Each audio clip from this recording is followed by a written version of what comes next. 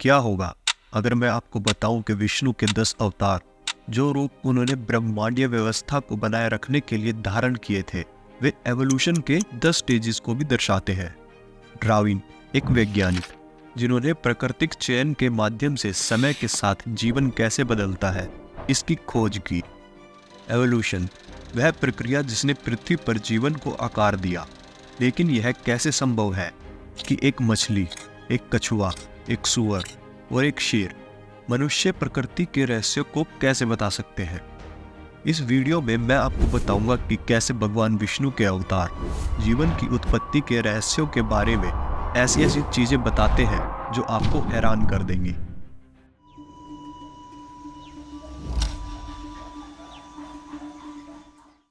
मत्स्य, मत्स्य विष्णु का पहला अवतार है, जो पहले मनुष्य, मनु और अन्य जीवित प्राणियों को भीषण बाढ़ से बचाने के लिए मछली के रूप में प्रकट हुए थे। मत्स्य एवोल्यूशन के पहले स्टेज को दर्शाता है। विज्ञान के अनुसार पृथ्वी पर जीवन की उत्पत्ति लगभग 3.5 अरब वर्ष पहले पानी से हुई थी। जैसे मछलियां सैकड़ों लाखों वर्ष तक प्रमुख जलीय जानवर रही, जब तक कि उनमें से कुछ ने अंग और फेफड़े विकसित नहीं किए। Take a breath and remember it's because a monster fish chased our ancestor into the stagnant water, forcing them to breathe air.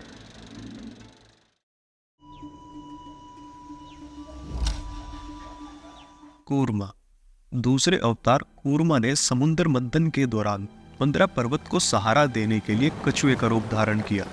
समुद्र से विभिन्न खजाने और अमृत प्राप्त करने के लिए देवताओं और राक्षसों द्वारा मंथन किया गया था। कूर्मा एवोल्यूशन के दूसरे स्टेज को दर्शाता है, जब लगभग 370 मिलियन वर्ष पहले कुछ मछलियां एम्फीबियंस में विकसित हुई। एम्फीबियंस ऐसे जानवर हैं जो पानी और जमीन दोनों पर रह सकते हैं। उनकी नम त्वचा, फेफड़े और 4 अंग होते हैं, जैसे मेंढक और salamanders. 365 million years ago, we stick our head out of the water. This is the moment we leave the water for a new life on land.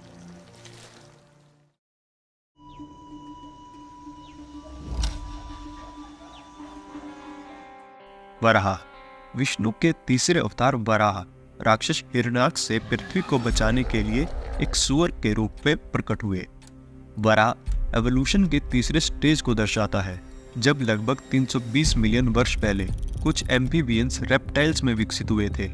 Reptiles ऐसे जानवर हैं जिनकी सूखी त्वचा होती है, हवा में सांस लेने के लिए फेफड़े होते हैं और आमतौर पर छिलके के साथ अंडे देते हैं। कुछ उदाहरण कछुए, छिपकली, सांप, मगरमच्छ और डायनासोर हैं।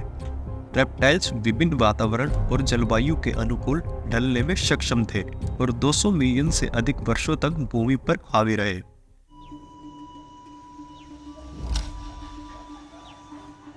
नरसिम्हा, चौथा अवतार।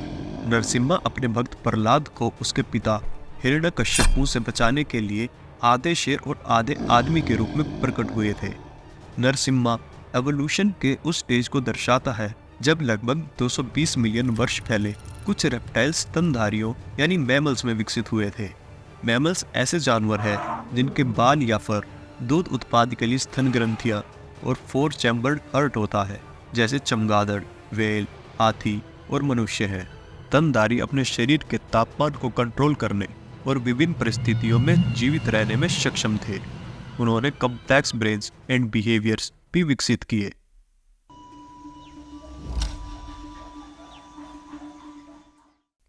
वामना, विष्णु के 5वें अवतार वामन एक बौने व्यक्ति थे, जिन्होंने राजा बलि के अहंकार को तोड़ने के लिए अवतार लिया था। उन्होंने राजा बलि से 3 कदम भूमि मांगी थी। बलि सहमत हो गए, लेकिन वामन विशाल हो गए और 2 कदमों में पृथ्वी और आकाश को कवर कर लिया। तीसरे पग के लिए बलि ने अपना सिर समर्पित कर दिया। बौने 5वें एवोल्यूशनरी स्टेज का प्रतीक है, जब 65 मिलियन वर्ष पहले स्तनधारियों से प्राइमेट उभरे थे। प्राइमेट्स के 5 अंगूठे, बड़े दिमाग और सामाजिक कौशल होते हैं। वे वस्तुओं को संभाल सकते हैं और संचार कर सकते हैं। उनके पास संस्कार और बुद्धि भी है।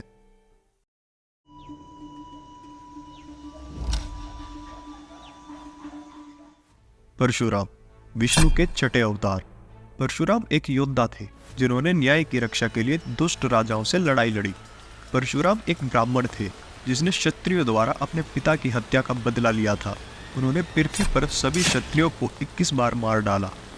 परशुराम छठे एवोल्यूशनरी स्टेज को दर्शाते हैं, जब 7 मिलियन वर्ष पहले होमोनिड्स प्राइमेट्स से विकसित हुए थे।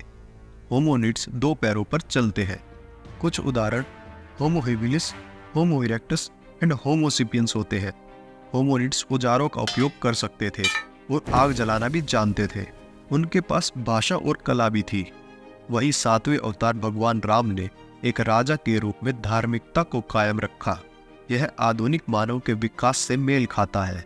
और 8वें अवतार कृष्ण ने भक्ति और आध्यात्मिकता की शिक्षा दी। यह आध्यात्मिक प्राणियों में विकास को दर्शाता है। 9वें अवतार बुद्ध ने हिंसा और शांति को बढ़ावा दिया। यह एनलाइटेंड बीइंग्स में विकास को दर्शाता है। इन अवतारों से पता चलता है कि भगवान विष्णु न केवल ब्रह्मांड की रक्षा और संरक्षण करते हैं, बल्कि मानवता के लिए एक मार्गदर्शक और शिक्षक के रूप में भी कार्य करते हैं। वे अलग अलग समय और परिस्थितियों के अनुरूप ढल जाते हैं और जीवन के बारे में गहन सीख देते हैं। अगर आपको यह वीडियो अच्छा लगा हो तो कृपया हमारे चैनल को लाइक, शेयर और सब्सक्राइब करें। देखने के लिए धन्यवाद।